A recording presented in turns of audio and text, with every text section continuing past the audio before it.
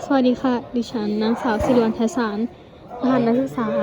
683010161 และนายชนพร สังวรวงศ์ รหัสนักศึกษา 68301040163 ค่ะ Input ตัวที่ 1 x 0 Input ตัวที่ 2 x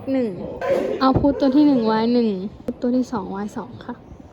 เอาพุทตัวที่เท่าไหร่แล้วเอาพุทตัวที่3 y 0เอาพุทตัวที่4 y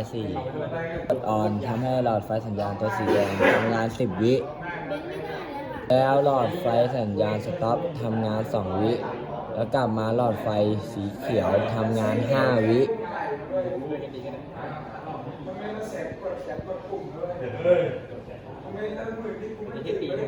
หลอดไฟสีเขียวทำงาน5 วิหลอดไฟสีเหลืองทำงาน3 วิขอบคุณค่ะ